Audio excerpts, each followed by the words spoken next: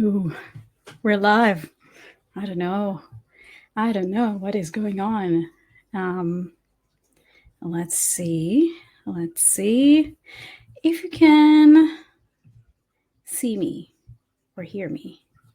Um, just write some kind of a comment so I can see you guys and girls and everything and everyone in between. I think I have a few technical problems here, but nothing that I didn't anticipate in the first place. Let me just see what is going on the different platforms. And yeah. Yeah, if you can hear me, if you're here, then let me know. Yeah, I can see a few people on LinkedIn. I'm just checking on my phone. If you are joining on LinkedIn, please let me know. Where are you tuning from? And what time is it over there? And what are you having for either lunch or dinner? I'll show you my pasta in just a second.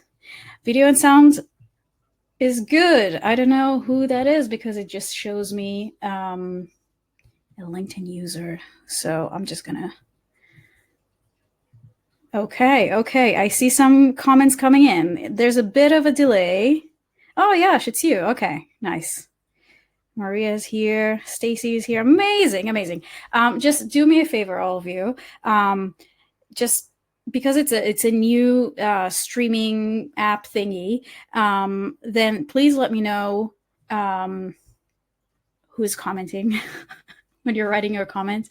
It sounds weird. It sounds silly. I'm just gonna reconnect my Instagram because I told everyone on my threads that I would be also threading over there. Threading that I would be basically, you know. But yeah, while you're doing that, please tell me, what are you having for lunch or for dinner? Where do I do this? Oh my goodness, just technical difficulties. Unbelievable. Create a live video. Pastacast. Public. Okay. And stream key would be this one.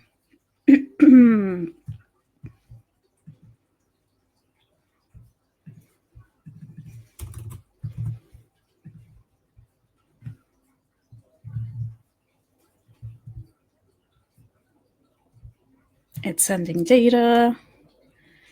Let's see. Okay, something is happening. It seems like I'm live on Instagram, but I don't know. Let's get to it. Okie doke. Oh, Stacy, it's 3:30 p.m. my end of Canada. I had red cabbage and carrot slaw for lunch. Okay. Are we just talking like just a salad then? Just a slaw basically, and like no bread, no nothing. Maria said tacos for dinner. Amazing. Okay, so as people will start trickling in, let me just move the this thing. I'm gonna show you the pasta today. This is our pasta, and I put a shit ton of parm, obviously. So let me just. It's a little bit cold by now because it was ready like 20 minutes ago. I want it to be ready. So let me just mix it a little bit. And obviously the question today is how much parm is enough parm? And the answer is, there's no limit. There's no limit. But let me just mix it a bit better. Oh, it was so glistening and so beautiful when I made it, and now it's a bit dry. It's gonna be still as good and as fabulous. So what we're gonna do, and this is new, so I'm going to experiment with all of it basically. I am going to try and eat this and hopefully not suffocate, sort of talk in between. I'm going to walk you through. Yes, there's no limit. And this is how my brain works. It's just everything in like a jukebox in there. What did I want to mention? Oh my God, I almost flung some pasta across the room, basically. My God, making such a mess. So I'm going to walk you through how I made this. I'll show you now. And this is an aglio olio with a bit of broccoli and peas. And I didn't have parsley. Sorry. Italians are going to be really mad at me for doing those things because I'm not a pasta purist up until the point where people are trying to add cream to their carbonara. Like that is my limit. Okay, so what we're going to do is this. If I'll focus. Okay. I'm going to try and eat while walking you through the recipe. So that's your time if you want to grab some pen and paper or open a note on your whatever it is, notepad electronically, then do that now. And feel free to ask me questions about how I did certain things. I will see them with a bit of a delay because, you know. And then I'm going to get into some email strategy of a company that I'm seeing everywhere pretty much. I'm being like bombarded by them and I really love what they're doing. But true to the theme of what we're doing today, which is taking something simple, giving it a bit of a twist and improving it, in my opinion. We're going to do that with their email strategy, specifically with their abandoned cart strategy, which is the emails that you get after you left something accidentally in your cart. Oh, Erica, I can see you now. Amazing. Hello from DC. Hello from London. Erica, what are you having for lunch, or what did you have for lunch? So yeah, walkthrough of the recipe. I'm going to talk to you about how you can improve your abandoned cart sequence and strategy as a whole. It's actually a very quick trick or tactic that many e-com businesses are just forgetting about, which is a shame, but it's a very easy fix. Then I'm going to tell you a little bit about how we can stay in touch, or if you need some further assistance, how I can help. That would be like 2-3 minutes of your time. And then we're going to open the stage for Q&As. You had pizza for lunch. Amazing. What kind of pizza did you have? And then we're going to do some Q&As, and hopefully we'll manage to do everything in 20 minutes and I won't die eating. Anyhow, I can already tell this was a terrible idea. Just me eating in front of a camera. What could go wrong? With a shit ton of pepper flakes. Oh my goodness. Okay. I think there won't be a lot of eating. I'm just being sincere here. Oh my God, it's so good though. So good.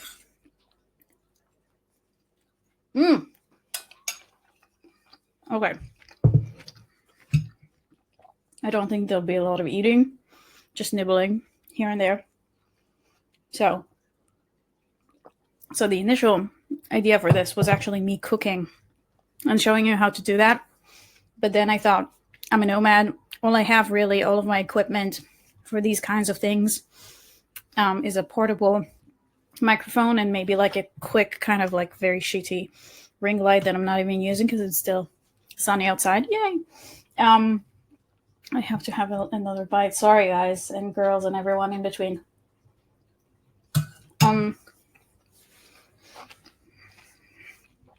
So, how I made this. Let's start with the ingredients. You need pasta. So the pasta that I chose for this is a penne. And it's actually a whole wheat one because I do eat a lot of pasta in my day-to-day. And I can eat a lot of pasta. And there is no limit to how much pasta I can have. So the idea is to eat less pasta and to feel fuller and maybe getting some fiber on the way. So that's nice. So ingredients, you need broccoli, I recommend fresh. If you cannot find fresh and it's not the season, frozen wouldn't be as good because it would be a bit soggy. So fresh is your best bet. You need garlic. You need good quality olive oil. You need chili flakes, or if you have some fresh chilies, even better. You need garlic cloves. The original. Hi, Juana. I have my pasta right here. What have you had for lunch or dinner? Can't remember what time is it over there. Anyhow, can't help myself. So we said garlic, chili, flakes or dry, like dry or fresh. Yes. We said broccoli. We need good olive oil. And we need some frozen peas or some fresh peas as well. I'll tell you why I prefer frozen ones in a second. We need parm, obviously. We need salt and pepper. And additional herbs if you feel like it, but it's really unnecessary. So what I do is as follows. I cut the broccoli, the florets. You can also use the stem, by the way. Are you using, everyone watching or re-watching, are you using the stem as well of the broccoli? And if you don't, tell me in the comments so I can tell you how I use the stem. And that way you're not wasting food and you're not throwing food away, which is a big, big shame. And something that we can all help minimizing the food waste around the world. I cut it to really, really small florets because I wanted a really quick kind of cook. And after I cut the broccoli, what I did, I use all of it. Amazing. I don't know who who commented this. Way to go. So little florets. If you want bigger pieces, just know that it will take longer to cook, and you might need to add some water to the pan to steam it a little bit so it wouldn't be extremely tough. Even though you can eat broccoli as is. You can eat it like live, fresh, as is. So it's so good that it almost, like, it's so sweet and caramelized that it almost tastes like peanut butter. I cannot explain to you how amazing that is. And Maria, good on you. I knew that you would know your stuff. I still need to email you the carpaccia, sorry, that I made yesterday. Anyhow, I cut it to little florets, small florets. While I do this, I boil the water. Now, this particular pasta takes between 10 to 12 minutes to cook. So just boiling the water and then cooking the pasta gives me enough time to prepare the sauce. And you always want to make sure that the sauce is ready before the actual pasta is ready. So then you can just mix them all together. Happy days. It's done. Bam. We're done. We can eat. So boil the water, cut the broccoli into whichever size of florets you want, and the stem, if you have the stem, please do. All you need to do is just to peel or kind of shave the exterior that is tougher. If you look at the stem, you'll see that there's like a thick, the word that I'm thinking of is barrier, but it's not. Like there's a center which is soft and you can cut into small pieces, and then there's the exterior which is tougher and harder.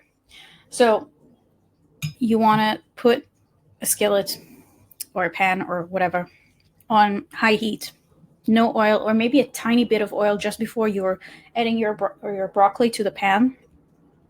And you want to give the broccoli a quick char. So basically you want the broccoli to get some kind of like a heat wave really quickly, which caramelizes the outside of it, but it still keeps the inside kind of like fresh and springy, which is really fun. My goodness, that's all the garlic and the chili flakes kind of like bubbling up as I speak.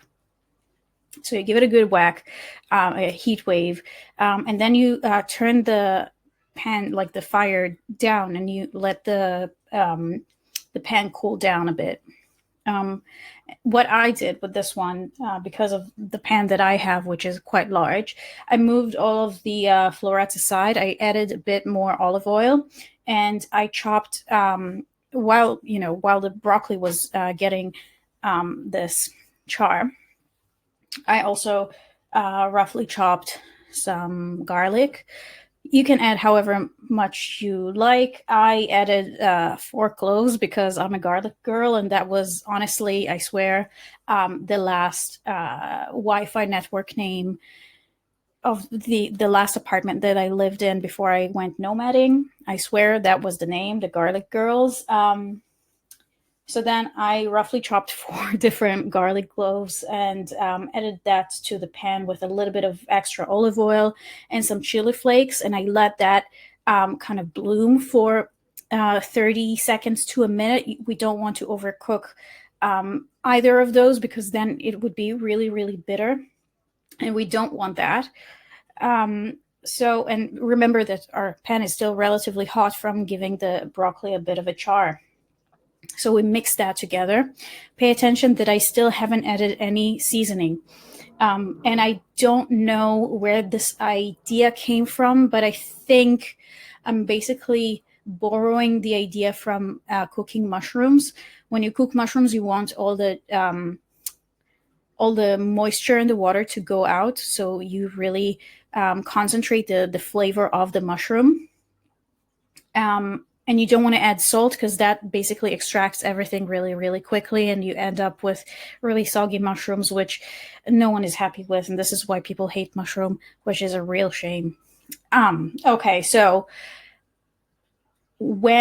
then what we have in the pan so far is garlic, chili flakes, charred florets of broccoli. I mixed them together really quickly. Then I added the frozen peas.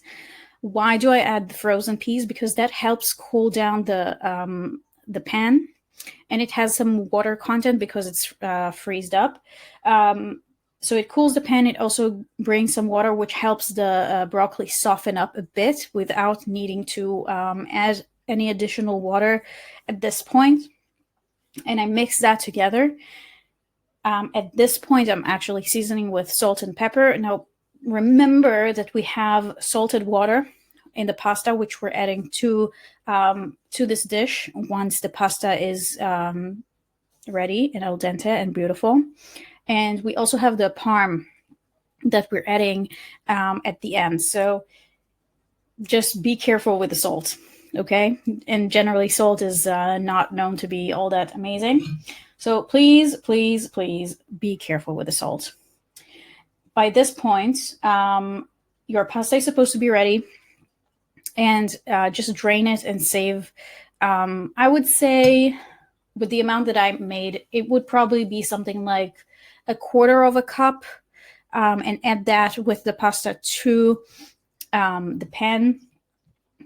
You want to make sure that you are mixing everything quickly and keep things on very low heat. Unless you're adding too much water, then crank up the heat a bit for like a minute or two and just mix everything really well. Yeah, so just mix everything really well, either on low heat or even just kill the heat and let the residual heat of the pan do its thing. And then you have your pasta ready, and you just have to plate it. I usually plate it with a ton of parm, obviously. If you can get a block of cheese and grate it yourself, even better. The finer the grating size, the better, but I'm not here to judge. And a crack of fresh pepper, which I think elevates every kind of dish. We're done with the with this part of the Pastacast, which is basically me sharing the recipe. This is your time to ask anything about the recipe itself, and let me know how simple or difficult does it sound, or how savvy or confident you feel making it yourself while I'm having a bit more. I don't know. Is this ASMR? Is that the thing? I don't know if you can hear it. It's beautiful. And while you're asking away and I'm waiting for comments to come in, because there is delay, I'm going to share with you the emails that I got.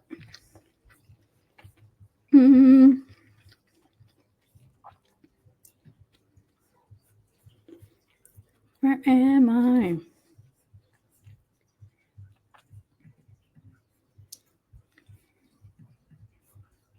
Okay.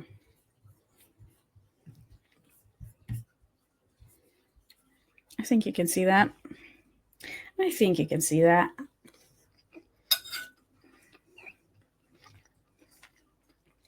I'll wait for 2 more minutes while I eat.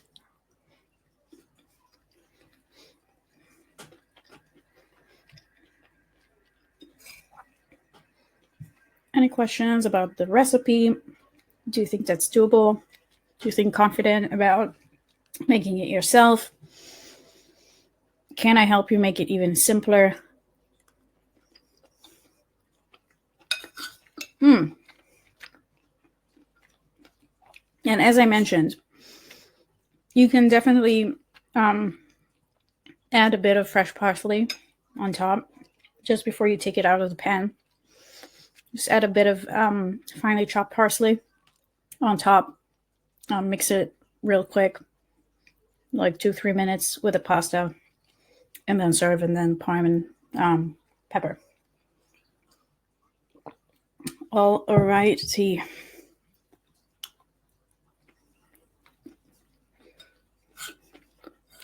No comments. I'm surprised. Or maybe everything is just clear, I guess. In which case, amazing. Let's move on. So,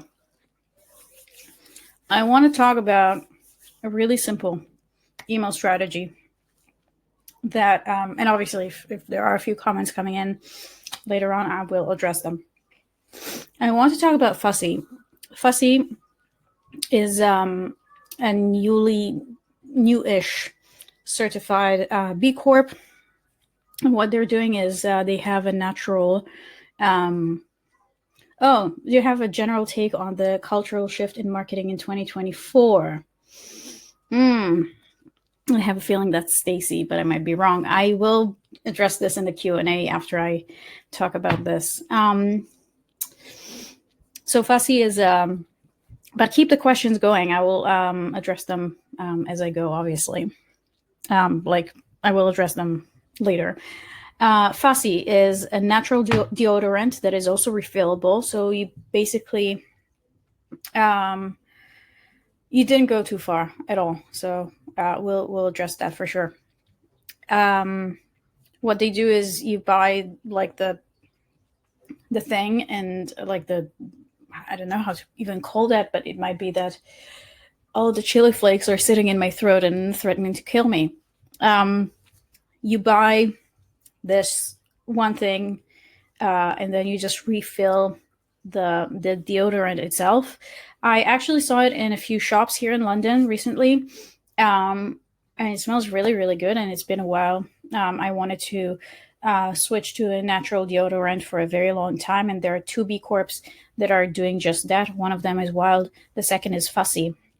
I've been retargeted really, really well with ads on every possible platform from them. And I just thought, you know what, let's just go and see what their abandoned cart strategy is, which honestly is one of the first things that I check when I do an audit for an e-com brand or any brand for that matter, because usually the abandoned cart strategy or abandoned cart sequence is the highest grossing in terms of like it should bring most of the money like out of all of the other sequences because the intent level is high, right? People actually added something to their cart.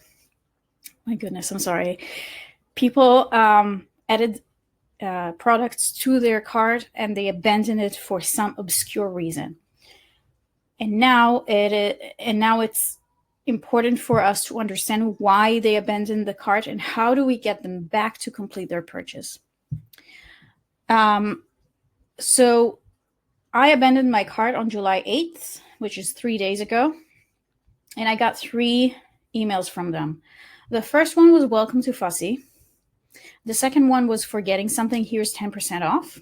And the third one is last chance for early access. I will see that in a bit of a delay, but I just wonder if you can tell already, just from looking at those 3 emails, what went wrong here.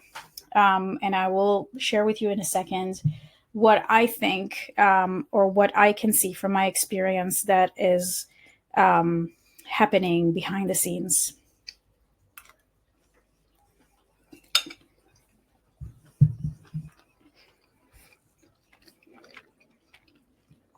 And while you're typing that, and I see some comments coming in, I did want to mention that I specifically choose to concentrate on vegetarian pastas and sauces and or vegetarian versions of sauces in this Pastacast because first of all, vegetables are amazing. I grew up in a family that ate lots of vegetables and still does. And it's good for us. And meat consumption is just terrible for the environment. And I'm not vegetarian myself. I do eat a burger every once in a while. And I also hate dealing with meat myself. But if I can, I go vegetarian or pescatarian. Anyhow, I don't see anything coming in, but I think it's just a delay. So the first issue that I see here, which is actually the strategy that I wanted to talk to you about, or the tactic that I wanted to talk to you about more specifically, is the lack of divide and conquer. So what I see here is one email that is supposed to be a welcome email. I'll show you the inside.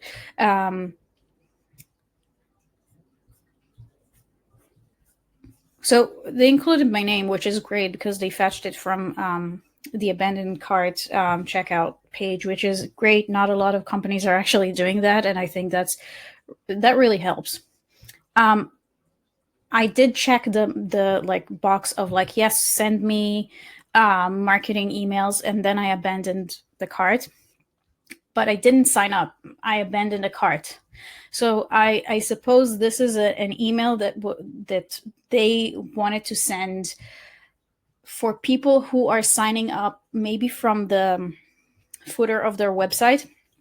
This is not the first email that I would expect to get after abandoning a cart. And I got that at 9:11. Then I got another one about 3 hours later, almost 4. Okay, because you asked nicely, have 10% off. And I truly and genuinely wonder if this is the best strategy for them and for any e-com brand these days to go for. Now, obviously, for an e-com brand, what you want to do is you want to get the product in the hands of your customers as soon and as fast as possible.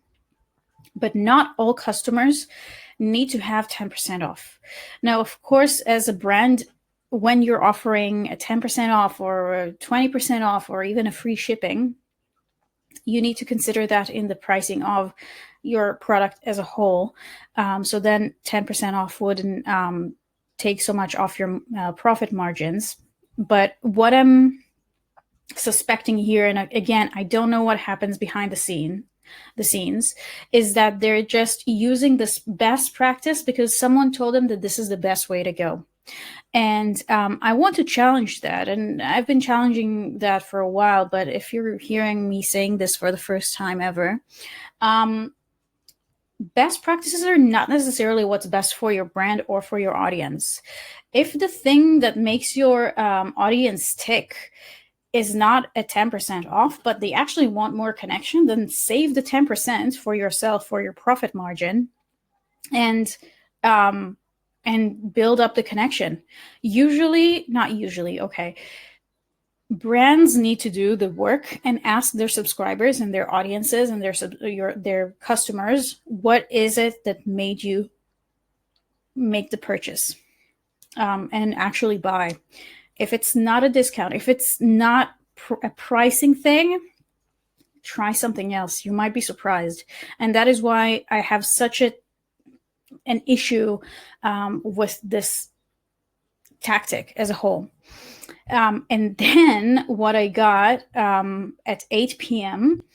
was last chance for early access, which is a promotion that is happening at the moment for, I guess, existing subscribers, which is fine if this was not a mistake, but I actually think it is a mistake. How so? Because I got another one and another 10% off about to expire. And what I think is happening here is one of the biggest glitches that I see brands do. You don't divide and conquer. So what you want to do, especially with people that you just onboard or people who are very new to your brand, especially if they abandon the cart, you want to send them the sequence that they're going through fully, and only then get them onto the regular ongoing newsletters, etc. And you're doing that by either segmenting or setting up a rule, depending on whichever email service provider you're using. You're setting up a rule that says if someone is going through this funnel or this automation or this flow, don't send them anything else. It is really easy to set up, especially if you know what you're doing. And it just gives you the opportunity to build a connection, which is another thing that I would have loved to see here. You're building the connection through one sequence, and you're not confusing your audience with mixed messaging, because basically I see two different promotions happening here, and an ongoing another ongoing thing happening. So I'm getting too many messages all at once. I know that it doesn't confuse the average subscriber, I would say, but it is too many emails, supposedly, when I just abandoned a cart. Let me stop the sharing and let me look at some comments. I don't see any comments. Okay. Let me know, what did you think about this strategy, about this advice? So good. And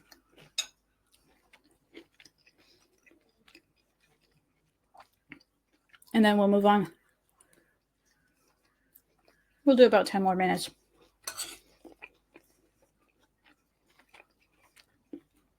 I don't know who is here, so I'm still just talking to myself, eating pasta.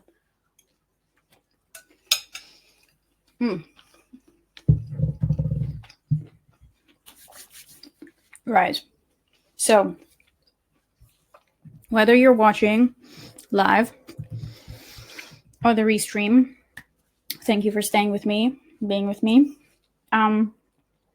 If you'd like more of this, and you would like to know more of how you can do it yourself, I highly recommend you to join my email list. I'm biased, but I do think it's one of the best newsletters out there, called Emails and Pasta, unofficially. I'll drop the link in just a second. Another thing that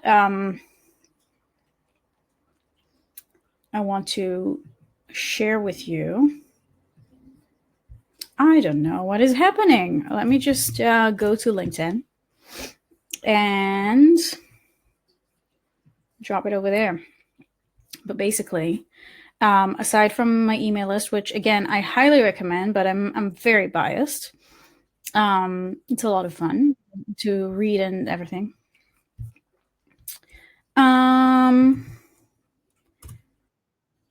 Oh my goodness, failed to post comment.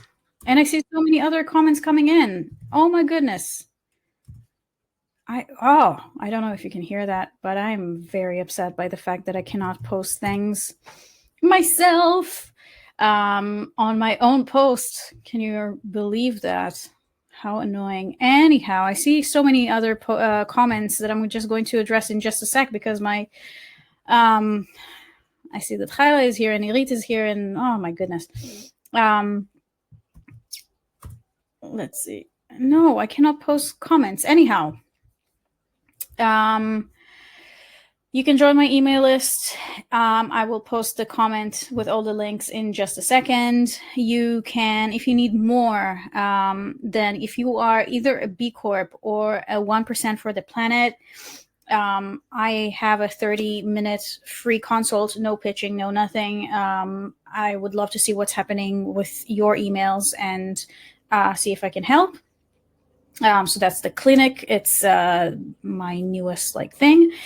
And another new thing is, if you know that you need to stop sending boring emails, if you know that you need a little bit more support with what is it that I'm sending, who am I sending it to, how do I segment, what kind of flows do I need to have in place, what is even, how do I, what is the email service provider that I need to use, or if you're a bit more advanced, oh,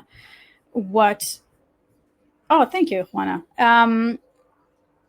If you're a bit more advanced, you want to optimize your existing emails for better conversion, better engagement, then I have a new offer that is the VIP Strategy Day. In one day, we're going to transform your email marketing game plan for the next 3 to 6 months. I've tested it a few times with people. It's been a lot of fun and people got a lot of value. So I'm just going to include all of the links in just a sec. Not in just a sec. I cannot really copy and paste that onto any platform, which is really frustrating. But let me go and see the comments. Oh my goodness, so many comments. How fun. Is this the right, Chayla says, is this the right time to say I gained 15K in pregnancy from eating pasta almost daily, or should I save it for next time? It doesn't matter, we all love pasta, and we all, I think that's, you were growing a human and eating pasta. I think that's all justified, Elite is here. So, let me see if something popped. Okay, so Stacy asked before.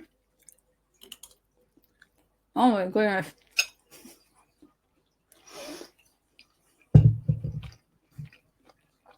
Do you have a general take on the culture shift in marketing in 2024? People seem to have a lot less patience for older methods of marketing. You're asking someone who's biased to an extent. Yes, Juana, I will continue this pasta series. It's I already have quite a few recipes lined up and a few topics. So, Stacy, to your question, what I've seen, maybe in my bubble, in the past 4 years since the pandemic, is that people are craving connection, and people want the human side of brands, which is why, it's the oldest shtick in the book, basically, of, look at every CEO of a successful company and then the company page online, who has more followers on social media, the CEO or the person. And it has nothing to do with how successful or how popular the CEO actually is. It helps, but it's not a must. Anywho, people are craving connection. People are craving humanity. People are craving seeing them. An email, it's a tool that was invented 50 plus years ago. It was designed for a conversation, not a blast, not a one-way stream. And brands that don't understand that they can use this tool to start a conversation that is deep and meaningful are missing out. It's really as simple as that, because then you cannot really get feedback from your subscribers because they're used to you asking for the sale all the time and just asking for the sale. You cannot get feedback, valuable feedback, which then leads to you not being able to really improve your email strategy, your marketing strategy as a whole, and so much more. You know, brands that really know how to use their email properly to build this connection can actually build a community, sometimes within email, sometimes outside of email, and get ideas for new products, get ideas for how to improve products, and get so much more from just it being a one-way stream of like, we're just going to communicate to you the next sale, which is going to end in 24 hours. No, in 48 hours. No, in 72 hours, you know? So I really see that people are losing patience of older methods of marketing, mostly because they have it all over their inbox. So it's already, people are becoming immune, or they become, what is the word that I want to use here? Like when you see something so many times that you already don't see it anymore. There's a term for it and I forgot. So yeah, I think the old best practices, using them blindly, especially for an impact driving brand, is something that you need to really look into and really research your audience before just relying on something that supposedly is working well for someone that you adore, or someone that you want to become similar to, but also in terms of differentiation, which is everything. So you really want to be like everyone else as a brand, from a brand centric kind of perspective. Do you really want to be like everyone else and not stand out in the inbox? I don't think that this is what brands want to do or have or make such impression anymore. So that is my long-winded answer. Do we have any more questions before we're done with today's broadcast? And then what I'll do is I will continue eating my pasta because I cannot do it. I can't do it while speaking. That was a terrible idea, but I don't think I can do like the Pastacast while cooking because, again, I don't have the right equipment for that, and I don't think I want to get the right equipment for it, to be honest. I didn't do anything. My goodness. This is hilarious. I'm having so much fun just eating and being with you all here. Ask me anything. We have a few more minutes. If you don't have any more questions, then forever hold your peas.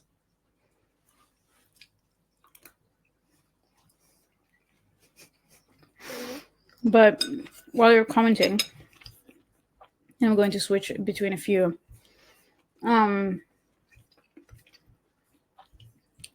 things. I see some reactions happening. I don't know why. So while you're maybe commenting, maybe not, I can tell you that I'm planning to have another one of these.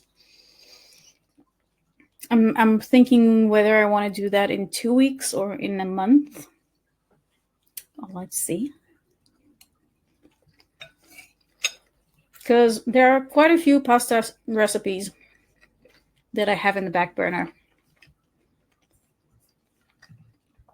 And they're all really, really good. I'm biased, right? But they're all really good.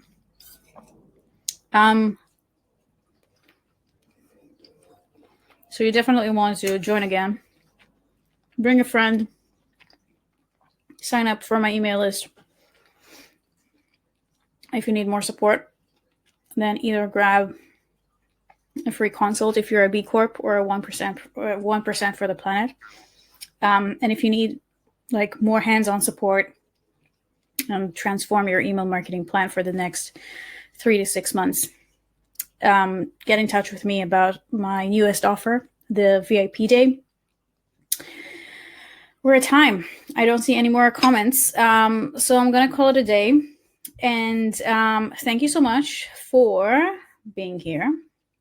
Thank you so much for asking questions and making this new experience so much more welcoming. I'll see you